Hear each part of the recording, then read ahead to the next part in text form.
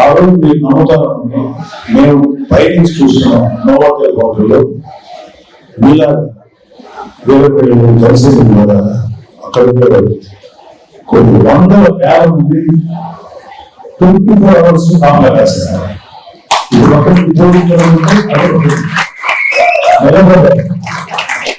అదేవిధంగా ఆంధ్రప్రదేశ్ లో మీరందరూ కూడా ఎక్కువ ఒక చిన్న యాక్సిడెంట్ లో ఏదో గట్టిగా యుద్ధం చేస్తారు వెంటనే ప్రిపేర్ అవుతుంది. అది వాళ్ళు తెలుసుకొని అంత రిస్క్ తీసుకోవడం కరెక్ట్ కాదని చెప్పి వాళ్ళు ఎవరు తెలియదు.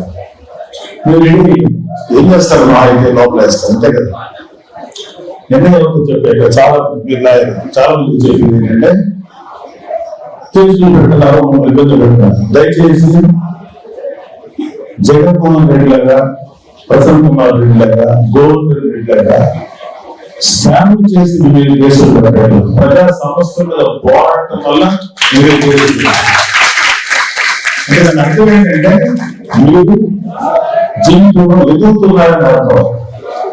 సో కేసులని ధైర్యంగా నిలబడి గర్వంగా తీసుకొని మంచి లాయర్స్ ఉన్నారు. మనకి స్ట్రాంగెస్ట్ లీగల్ సెల్ ఉంది.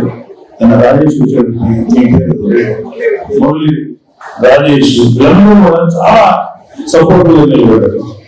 ఇందాక ఇంకొక కావలికి సంబంధించి ఒక ఎస్సీ అబ్బాయి అతి దారుణంగా ఉంటాడు. కావలి ఎమ్మెల్యే వాళ్ళ మనుషులు నాకు కిషోర్ ఫోన్ చేయకుండా నేను చూశాను. వీటి ఇంత దారుణంగా అతను ఎవరి దృష్టిలో తెలుసా అంటే ఎవరు గుర్తుపెట్టుకోవడం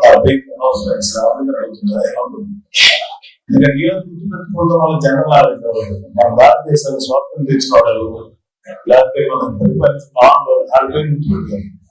రాష్ట్రాన్ని సర్వనాశం చేసిన గుర్తుపెట్టుకోవాలి. అమ్మాయి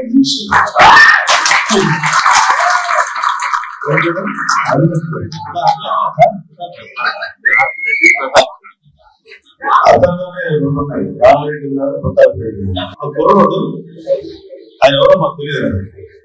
ఏమనుకున్నాను రామరెడ్డి, ప్రతాప్ రెడ్డి వస్తున్నాం మా గురించి ఏమనుకున్నాను నాకు తెలియదండి ఆయన ఎవరు అంటే. చాలా మందికి వాళ్ళ ఎమ్మెల్యే తెలియకపోవచ్చు, నాకు కూడా తెలియదు. నన్ను కొట్టేస్తారా ఆ కోడ్ లిటరల్ గా మీరు ఎవరైనా దొరికితే వీడియో షేర్ చేయొచ్చు సార్. ఎంత దారుణంగా ఉంటుంది. అప్పుడు నేను మన రాజేష్ మన లీగల్ సైడ్ ఫోన్ చేసి ఆ కోడ్ డైరెక్ట్ గా మాట్లాడి ఆ కోడ్ సంపూర్ణ సాధారణ పంపించి మామూలు తర్వాత దాన్ని కాన్సిక్వెన్సెస్ చూసుకున్నాను. సో ఇలాంటి దుర్మార్గం ప్రభుత్వం మీద పోరాడుతున్నప్పుడు మనం కలిసినట్టుగా పోరాడాల్సింది వేల మీద మళ్ళా మనం చిన్న చిన్న గొడవలతో పడుతున్నారు. ఎస్పెషల్లీ రాబోయే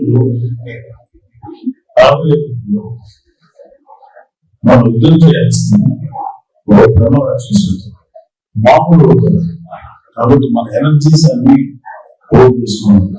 మీ బాధ్యత ఏంటంటే ఓట్లు ఎక్కిపోవటం ఏమి తీసేస్తారు, టీవీ పోర్టుని ఎలా తీసుకోవాలి, అలాగే మన వాళ్ళని ఎలా ఓట్లు వేయించాలి, ఎలక్షన్స్ లో ఎలా ఎలక్షన్ చేయాలి, బూత్ లెవెల్ మేనేజ్మెంట్ ఎలా చేయాలి. ఈ నాయకులందరూ మాట్లాడుతున్నారు.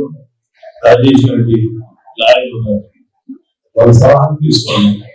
అలాగే ఈ ఓటు ఆల్రెడీ వేసేసుకుంటే ఏ టైప్ ఆఫ్ రెసిస్టెన్స్ ఇవ్వచ్చు, ఏ టైప్ ఆఫ్ నిరసన ఇవ్వచ్చు, ఎలాంటి ఓటు తిరిగి వాల్యూ చేయవచ్చు.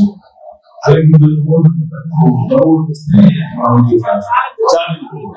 చాలా ఎక్కువ తీసుకుంటాం. ఇవన్నీ తిరిగి చాలా మంది సైలెంట్ అయిపోయింది. దయచేసి అన్ని అలా నేను తెలుసుకోవడానికి ట్రై చేయండి. ఎస్పెషల్లీ కూడా నిలబడి దానికి మీరందరినీ కూడా ఒక 200-300 మంది 400 మంది మనుషులు అనుకుంటున్నాను. మీరందరూ ఒక్కొక్కరు కనీసం 100 మంది రిప్రజెంట్ చేసేటువంటి మీతో మాట్లాడుతుంటే కనీసం 1 లక్ష మందితో మాట్లాడిన ఫీల్. అంత ఇంపార్టెంట్ కార్యకర్తలు లేకపోతే లీడర్స్ ఆయా స్థాయిలో అందరూ.